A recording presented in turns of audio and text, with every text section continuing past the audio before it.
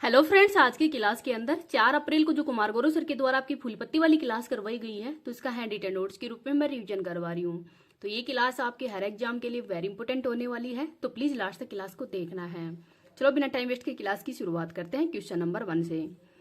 वक्फ संशोधन विधेयक 2025 लोकसभा के अंदर पारित हुआ है। तो देश में वक्फ बोर्ड के पास में कुल कितनी संपत्तियां हैं?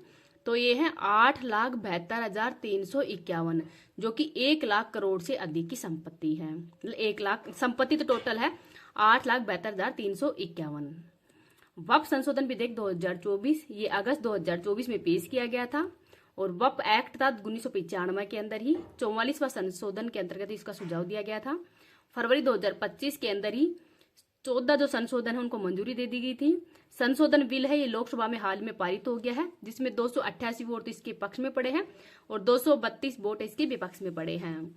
इस्लाम धर्म में ही चल व अचल संपत्ति को ही धर्मार्थ यानी दान, धर्मार्थ मतलब दान देते हैं इस्लाम धर्म के अंदर ही। और वक्फ का अर्थ होता है समर्पित करना। वक्फ संपत्ति तो भारत के अंदर भूमि में पहले स्थान पर रेलवे है, सेकंड पे रक्षा है और थर्ड स्थान पर वक्फ ही है। और रेगुलेट इसको रेगुलेट कौन करता है? तो जो वक्फ बोर्ड है वो इसको रेगुलेट करता है और भारत में 30 बोर्ड है। हाल ही में इसमें संशोधन में क्या क्या शामिल किया गया है? तो महिला उत्तराधिकारी को संपत्ति के अंदर अधिकार से वंचित नहीं किया जाएगा। सरकारी संपत्ति को वक्फ के अंदर नहीं दिया जाएगा। संपत्ति का स्वामित्व ये जिला कलेक्टर के द्वारा ही तय किया जाएगा।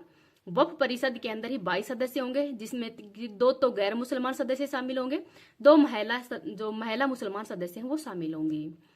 आपत्ति, अगर इस वक्फ बोर्ड के अंदर जो आपत्ति अगर पहले तो आपत्ति नहीं लगाया जा सकती, लेकिन अब संशोधन के तहत आपत्ति लगाया जा सकता है। 90 दिन के अंदर ही कोर्ट के अंदर केस किया जा सकता है। वक्फ बोर्ड की शुरुआत है ये मोहम्मद गोरी के द्वारा की गई थी, तो इनका नाम भी याद रख लेना। नेक्स्ट देखते हैं क्वेश्चन नंबर 2। केंद्र सरकार ने एंटी रैबीज और एंटी स्नेक वेनम स्टॉक की निगरानी के लिए कौन सा पोर्टल लॉन्च किया है? तो जू विन ऐप है वो लॉन्च किया है। तो जू विन की फुल फॉर्म क्या है? वीनिंग अवर जूनोसिस। तो रैबीज रोग है, इसका रैबिडो वायरस के कारण ये फैलता है। हाइड्रोफोबिया या जल भित्ति रोग भी कहते हैं। वैक्सीन का नाम है Louis Pasteur. Anti snake venom ये सर्पदंश या इसको अधिसूचित रोग भी कहते हैं। यू विन पोर्टल, तो व्यू विन पोर्टल है ये इसकी वैक्सीनेशन के लिए शुरू किया गया है, तो इनको भी याद रख लीजिएगा। इस क्लास की पीडीएफ है वो मैंने टेलीग्राम पे डाल दी है। टेलीग्राम का लिंक इस वीडियो के कमेंट सेक्शन के अंदर पिन कर दूंगी। अगर आपको वीडियो पसंद आए तो प्लीज आप इसको ज्यादा से ज्यादा लाइक एंड शेयर कर देना। अभी तक चैनल को सब्सक्राइब नहीं किया तो प्लीज चैनल को सब्सक्राइब भी कर लीजिएगा। आपकी बहुत कम टाइम के अंदर ये क्लास है, मतलब 7-8 मिनट के अंदर ही कंप्लीट क्लास उसका रिविजन हो जाएगा। मैं ललन टॉप क्वेश्चन शामिल नहीं कर रही हूँ, क्योंकि मैं आपकी जो भी मंथली करंट अफेयर्स है उसका रिविजन भी मैंने जनवरी का करवा दिया है, फरवरी का भी करवा दिया है, मार्च का भी करवा दिया। अब इन सभी का कंप्लीट एक साथ भी रिविजन करवा दूंगी, तो आपका जो मंथली रिविजन होता रहेगा और एक तो आपकी टाइम सेविंग क्लास है, तो जिससे कि मेरा भी ज्यादा टाइम नहीं लगेगा और आपका भी टाइम नहीं लगेगा। तो आप 10-15 मिनट के अंदर ही पूरी क्लास को रिवीजन कर सकते हैं। थर्ड देखते हैं, प्रधानमंत्री मोदी ने ही राम केन रामायण का प्रदर्शन कहाँ पे देखा है? तो थाईलैंड के अंदर। तो थाईलैंड के अंदर ही बिम्स्टेक बैठक के अंदर ही मोदी जी भाग लेने के लिए गए थे और वहां पर रामायण को राम केन के नाम से जाना जाता है और यहाँ पर भरतनाट्यम नृत्य भी किया गया था।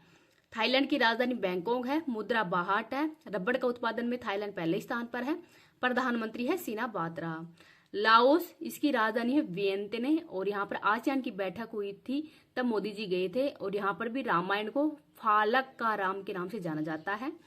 कंबोडिया के अंदर रामायण को टिमकर के नाम से जाना जाता है। मलेशिया में हिकायत शेरी राम के नाम से जाना जाता है और मलेशिया की मुद्रा क्या है? रिंगिट है।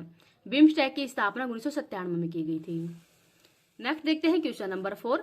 भारतीय नौसेना ने अपनी पहली हिंद महासागर जहाज सागर पहल के तहत पहला समुद्री परीक्षण कहाँ पे किया है? तो कोच्चि केरल के अंदर।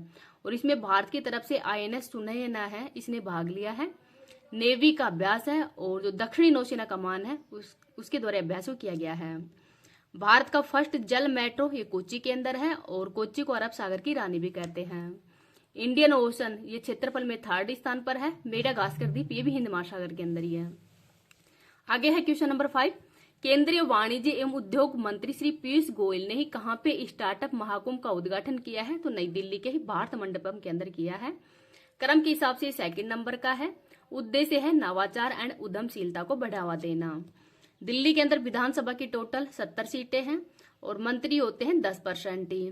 तो सीएम प्लस में 6 सदस्य होते हैं और सीएम वर्तमान में है रेखा गुप्ता, जो कि दिल्ली की 4th महिला मुख्यमंत्री बनी है।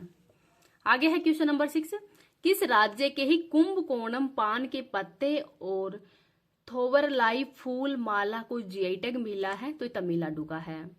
जीआई टैग ये 1999 का एक्ट है, 2003 में पारित हुआ था। 2004 के अंदर ही पहला दार्जिलिंग की चाय को दिया गया था 10 वर्ष के लिए। चपाता मिर्च ये तेलंगाना के वारंगल की है, इसको टमाटर मिर्च के नाम से भी जाना जाता है। वारंगल ये काकतीय वंश से संबंधित है। हजार खंभों का मंदिर भी कहाँ पे है? वारंगल के अंदर ही है। नेक्स्ट देखते हैं क्वेश्चन नंबर 7, रेलवे स्टेशनों पर ही सौर ऊर्जा संयंत्र लगाने वाला शीर्ष राज्य कौन सा है? तो राजस्थान है। राजस्थान की 275 स्टेशनों पर ही जो सौर ऊर्जा संयंत्र लगाए गए हैं। और सेकंड स्थान पर महाराष्ट्र है, थर्ड स्थान पर पश्चिम बंगाल, 4th स्थान पर है उत्तर प्रदेश। 2024-25 के अंदर ही अक्षय ऊर्जा तो 25 गीगावाट की वृद्धि हुई है। 31 मार्च 2025 तक की सौर ऊर्जा क्षमता भारत के अंदर 21 गीगावाट है। सबसे लंबा रेलवे प्लेटफॉर्म ये सिद्धरोदैया स्वामी रेलवे स्टेशन है, प्लेटफॉर्म है कर्नाटक के अंदर। आगे है क्वेश्चन नंबर 8, पेंशन फंड विनियामक एवं विकास प्राधिकरण का अध्यक्ष किसको बनाया गया है? तो शिव सुब्रमण्यम रमन को। तो PFRDA इसमें 7 सदस्य होते हैं। स्थापना 2003 में की गई है। एक्ट है 2013 का, लागू 2014 में हुआ था। RBI के गवर्नर है संजय मल्होत्रा। CGI कौन है? जस्टिस संजीव खन्ना है। मुख्य चुनाव आयुक्त है ज्ञानेश कुमार जी। आगे देख लेते हैं क्वेश्चन नंबर 9, शून्य गरीबी P4 नीति पहल किसने लॉन्च की है? तो आंध्र प्रदेश ने। और आंध्र प्रदेश के सीएम है चंद्रबाबू नायडू। तो स्वर्ण आंध्र 2047 ये मिशन है। जीरो पॉवर्टी तो जीरो पॉवर्टी के लिए 4 पहल लॉन्च की गई, 4P पहल लॉन्च की है, public, private, people and partnership. SDG number 1 गोल है, ये भी गरीबी से संबंधित है।